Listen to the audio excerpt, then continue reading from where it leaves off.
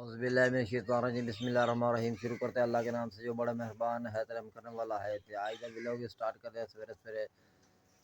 اللہ پاک تمہیں خوش رکھے، آباد رکھے، جس طرح خوش رہو آباد رہو، اللہ تعالیٰ تمہیں ڈھیر ڈھیر خوشی دے۔ بیگم صاحب ناشتہ بنا رہی، بچے کھا رہے ہیں۔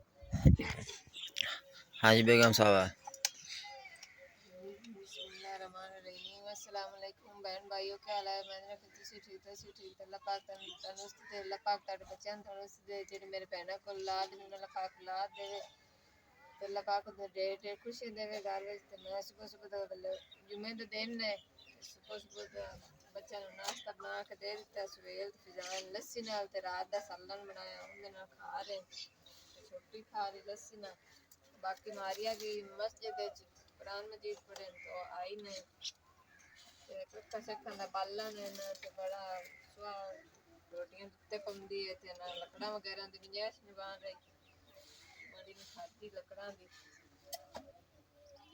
السلام علیکم، ساڈی امی واگی ناراض ہو کے پانی نہیں پینی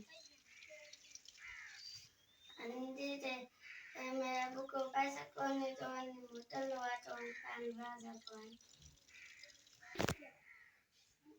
ہاں جی جناب بیگم صاحب جڑا نا او ناراض ہو کے چلی گئی سویرے سویرے۔ وہ آخری جڑا نا پانی دا نظام نہیں ہے وغیرہ، تے واش روم وغیرہ نہیں ہے، تے تاں کر کے ناراض ہو کے چلی گئی ہے۔ تے بچے بیٹھے نے ہن جڑا نا بڑے جڑے افسوس زدہ ہو کے چھوٹی پٹھانی پھردی، تے بچے سارے ایتھے چھڈ کے گئی واگی اپنے ماں پیو کو دے کول، تے جڑے نا ناراض ہو کے بھی پانی وغیرہ نہیں ہے، اپنا واش روم نہیں ہے، دروازہ نہیں ہے وغیرہ وغیرہ۔ تو ہن اس طرح ہے نا بھی یکدم ہن میں کس طرح جڑے نا ہر چیز پیدا نہیں کر سکدا، تے مزدور بندے ہیں، دیہڑی دار بندے ہیں، تے جڑیاں نا بیگم صاحب انہوں بھی کوئی سوچنا چاہیے بھی اپنے گھر دے حالات دے مطابق چلنا چاہیے، جداں اس طرح نہیں کرنی چاہیے۔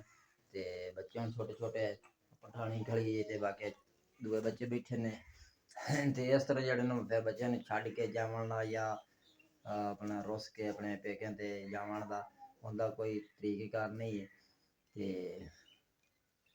مالک دی مرضی دی گل ہے، تے مالک ضرور جڑے نا ساڈی مشکل آسان کرسی، تے تھوڑا جہا بندہ جڑا نا اپنے آپ نوں تکڑا رکھنا چاہیے، تے اپنے آپ تے بھروسہ بھی کرنا چاہیے، تے مالک جڑا ضرور کیوں جڑا سپورٹ کر دیندا ہے، غیبی خزانے دی مدد کر دے سی۔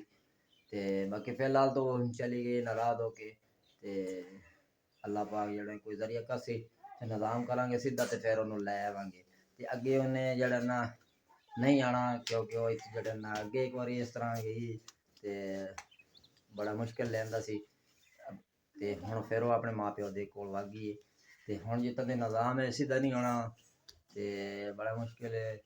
ہو سکتا ہے ساڈا جڑا ولوگ ہی نہ آوے، ہو سکتا ہے ولوگ آندا رہے، تے سارے دوست ضرور جنہاں کمنٹ شیئر کیتا کرو، لائک پیارے پیارے کمنٹ کیتے کرو، بڑی مہربانی دوستوں دی۔ تے انشاءاللہ اگلی ویڈیو تے ملاقات ہوے گی، اللہ نے کے بعد۔